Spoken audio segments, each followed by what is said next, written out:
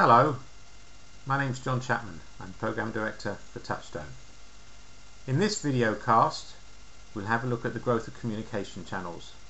We'll talk about the changes that have happened in the way we discuss project progress and have a look at the rise of social media and the impact of the internet. Firstly, let's talk about the history. For those of us who were around in the days before mobile phones, quite often we relied upon catching up around the water cooler. We'd book regular review meetings, perhaps every week or every month we'd get round the table, and this also involved the handing over of documents and the updating of plans. We'd be advised of progress, perhaps through the company newsletter, on what was happening around the organisation. With the arrival of the post in the morning, there would be the ritual opening of the post, and we'd have a look at correspondence that needed to be dealt with. The telephone was on our desk, and of course when we were out of the office we weren't contactable, or it would be difficult to get hold of us, and so when we got back in there would be the "while you were out, Mr. Jones or Mr. Smith rang," and we'd have to deal with those calls. And finally, for urgent items, there was the fax, and we'd put paper into the fax and send things off, or we'd get them in and then we'd have to deal with them quickly. Now let's move forward and we'll have a look at the growth of mobile phones and what that means. So the mobile has arrived. It's around the early 1990s that mobile communication started to take off in a big way. First we had car phones, and then the early mobile phones were more like having a house brick in your pocket. And as time's gone by, they've got smaller, and it's moved beyond being just a mobile phone to a multi-functioning device. With the mobile phone we were able to use SMS, and in sending messages out, perhaps to give short updates on project status, this enables us to communicate in an efficient and quick way. Now, mobile communications we use a lot on projects, and it's important that we understand that they have a place in our project delivery. Next, we're going to move forward and start to talk about the rise of the internet. So the internet has arrived, and what's one of the first things? Email. Love it or hate it, we all have email. Hundreds and hundreds and hundreds of emails come in every month, and for some of us it's hundreds every day. But what we mustn't forget is that email is excellent at keeping people updated with progress and also quickly getting messages over to someone irrespective of their location. Now, combined with email and the growth in telephone technology, we use conference calls. Now, conference calls enable us to catch up on project progress without the need to travel to review meetings. In review meetings we used to hand over documents. Now with email we can send them out quickly and efficiently. The SharePoint technologies mean that we can overcome problems with document configuration and document control. We also have the ability to check in and check out documents, and again from around the world, not rely upon someone having connection to our own servers. The final element is to look at WebEx, to look at Help Desk, and to look at our own self-serve. SharePoint we upload documents to, and we're all used to logging into websites and getting on with actions ourselves. And this is really important because we're moving away from a society where we'd have people who distribute our documents to actually one where in the project we encourage people to be proactive. Now the next thing we're going to move on to is to talk about the rise of social media and what this can mean in project implementation and how it improves our communication channels. Social media has arrived. And what does this tell us? Well, suddenly there's a lot more visibility about who we are, and communication with us has exploded again. With the use of MSN Messenger, Yahoo Communicator and other such technologies, we can send short messages to each other, and if they're connected to the internet, get a quick response. Skype has become very popular for internet communication, and we can talk to people around the world and even see them face to face in a way that we couldn't do before. Our conference calls are possible using Skype if everyone has a connection into the system. LinkedIn is fantastic. It gives us the ability to find out about people we're going to meet and get the relationship going in a way that's not possible before, because much quicker we know about them and they know about us. Now the downside, of course, is that this is not just 9 to 5. Suddenly we're available and online all the time. Our mobile phone is more than a phone. As we said earlier, it's a multi-functioning device.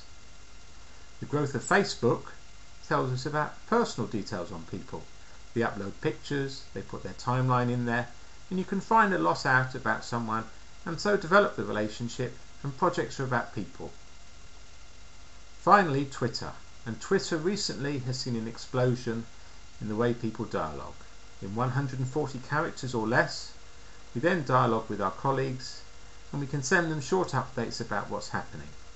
So from the project communication perspective, not only do we know a lot more about the people, but we can communicate with them in a way that was not possible before. Now next, we'll have a look at the international dimensions of projects and what this means to us in the rise of communication channels. So now we do international projects. The world appears to be becoming a smaller place. Whether it's going to America, the East Coast or the West Coast, going south from the UK down into Europe and North Africa, perhaps going further into South Africa, or whether it's going east, are we going out into India or Southeast Asia? Projects get delivered around the world and we have an international element. Now from a communication perspective, this gives us a few challenges. Firstly, there's time zone issues. When I'm working in London, people on the other side of the world may be asleep. So we have to understand about what we'll call times of inconvenience. Perhaps I work late, perhaps they get up early. But in our project communication, we still need to talk to people, and we can't just rely upon email. We also have to understand cultural considerations. And separately, we have to understand the religious impact. For many countries in the world, they will observe public holidays and periods when they won't be working or won't be available. And it doesn't mean that we can't get on with the work, but it does mean we have to be sensitive to these issues. International project delivery is around working with people in different cultures and around the world. And if we don't recognise that it's not just Britain doing business in another part of the world that's Britain, then we're going to set ourselves up to fail. Now next we're going to move on and have a look at how we harness the power of all these items. So how do we harness the power of all this technology? Well, at the start of our project we should develop a communication strategy. Certainly there'll be a place for still items arriving in the post, and also email will become a preferred method of communication. But we should suggest to our colleagues that they don't just CC everyone on the email. Otherwise we'll become awash with items and start to ignore them. From the mobile phone perspective, SMS and the mobile phone is probably going to be the preferred method of communication. For those of us who are office-based at times, yes, we'll still use the landline. But in distributing the communication strategy, we need to give out multiple phone numbers.